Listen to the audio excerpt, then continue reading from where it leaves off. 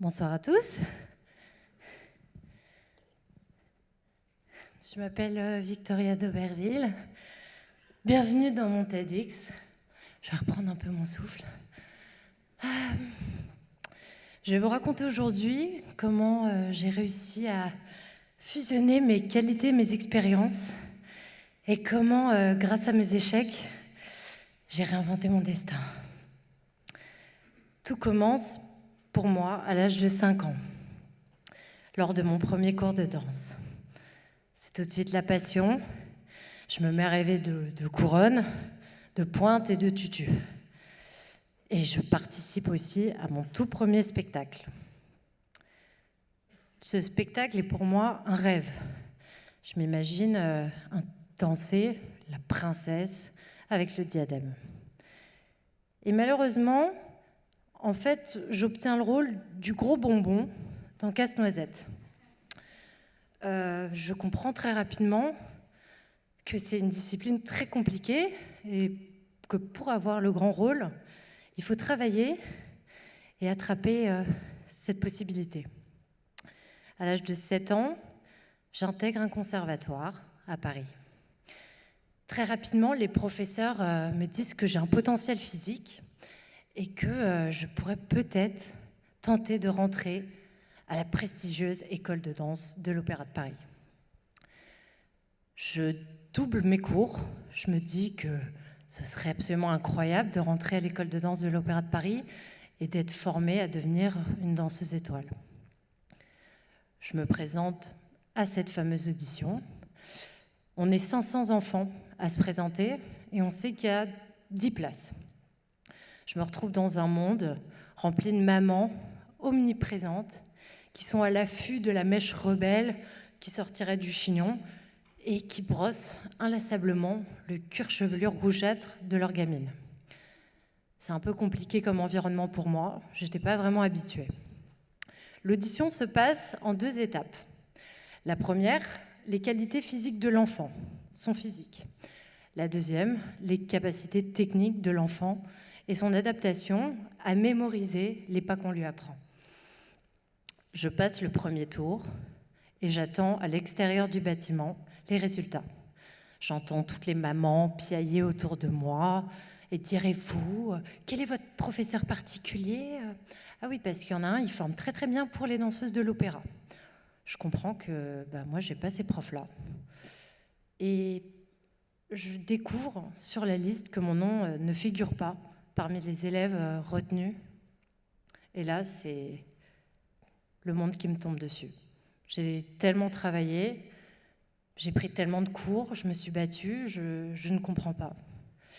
Mais j'ai pas envie de baisser les bras, parce que je me dis que ce rêve, il est trop beau.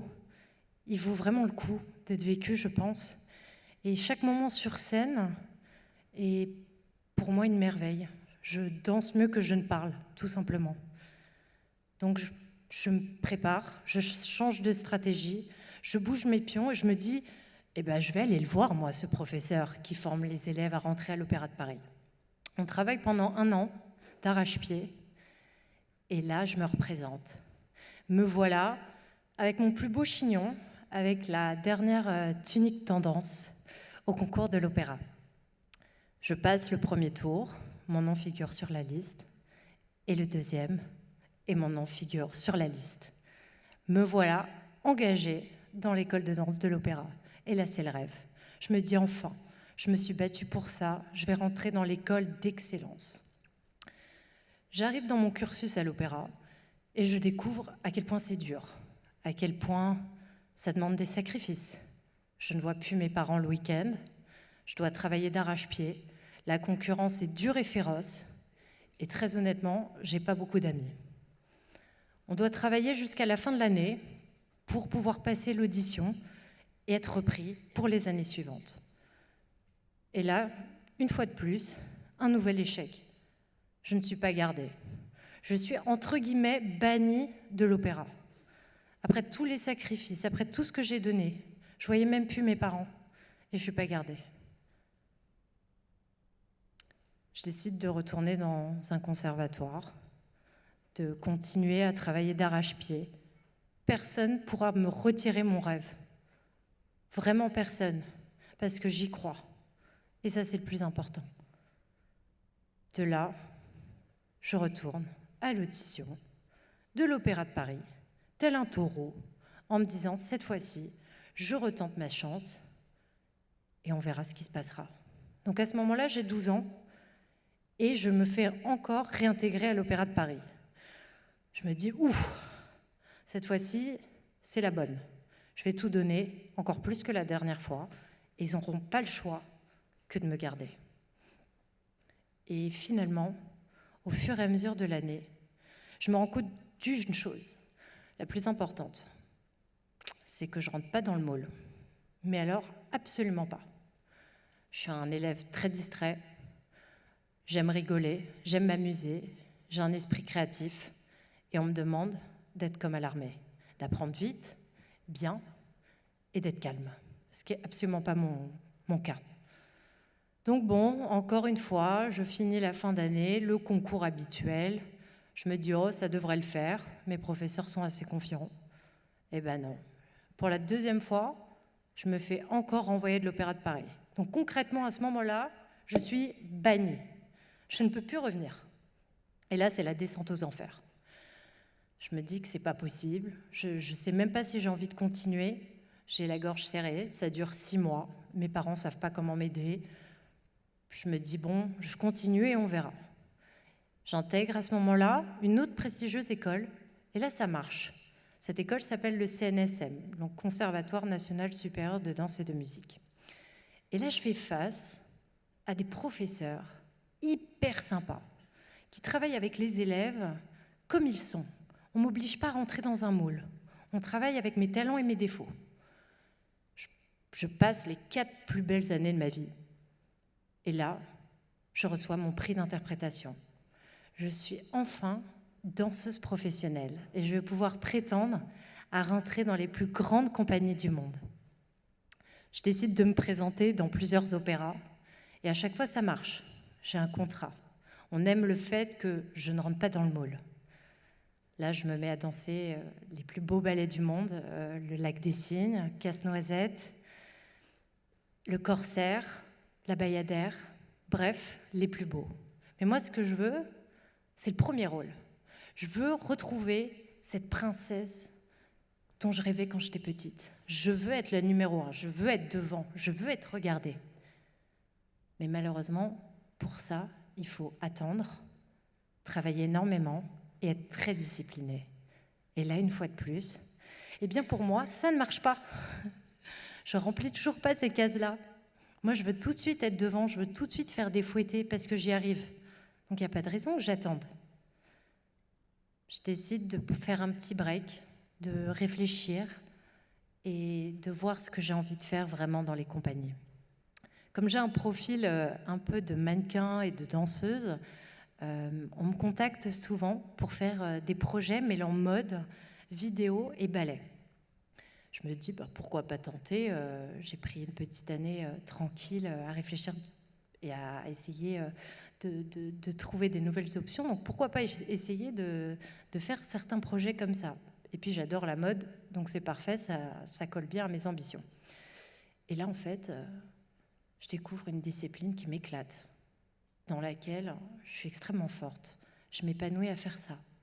Tous les jours, on utilise ma créativité pour les besoins de la campagne ou des photos. C'est super, je peux en faire la ballerine, la personne devant la scène, toute seule. Et là, on a des vidéos et des photos de moi. Et je suis ravie, c'est un bonheur. Je me dis, mais en fait, je suis faite pour ça. Je suis faite pour répondre à ces attentes-là. Et c'est moi qui l'ai trouvé. C'est moi qui ai ouvert cette porte et qui me suis aperçue que c'est ça qui me convenait. De là, je fais des énormes campagnes. On se met à me reconnaître dans la rue. Et là, c'est super, c'est l'éclate. Je me dis, ok, c'est ça que je veux faire, mais en mieux, parce que je suis un peu gourmande. Je décide de m'inscrire sur les réseaux sociaux. Et là, j'étudie la stratégie de comment ça marche. Qu'est-ce qu'il faut poster, qu'est-ce qu'il faut raconter pour gagner en abonnés, gagner en vues et faire que le ballet s'adresse à tout le monde. Et je me décide en fait à revisiter les codes de la danse classique. Parce que pour moi, ces codes-là ne fonctionnaient pas. Et je me dis, je ne suis pas la seule. J'ai envie que ça parle à tout le monde.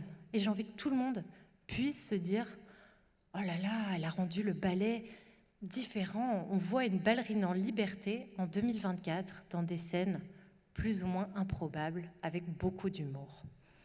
Donc je peaufine un max ma stratégie et je comprends très rapidement que je dois faire des formats très courts avec une musique plus ou moins à la mode et que je dois poster à un certain horaire. Et là, je me mets à produire une dizaine de contenus par semaine. Je lâche pas l'affaire. Et puis je fais en sorte d'avoir des collaborations avec d'autres créateurs. Et là, ça fonctionne. Et là, c'est chouette. Et là, j'accumule les millions de vues. Et là, on m'appelle. Et je commence à devenir la ballerine la plus demandée.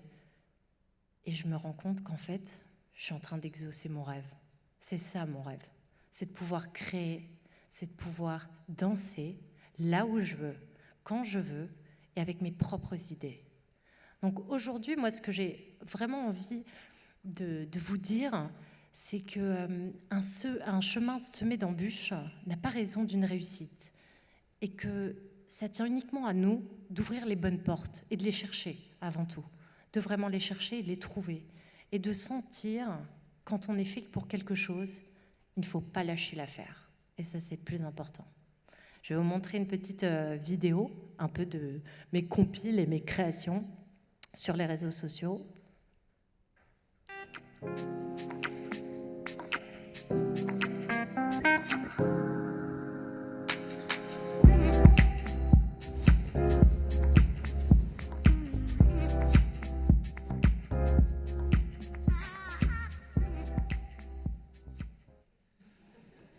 C'est une façon très simple pour nettoyer son sol. Voilà, donc si vous voulez des nouvelles techniques de nettoyage, n'hésitez pas à me suivre. Et merci pour votre écoute. À très bientôt.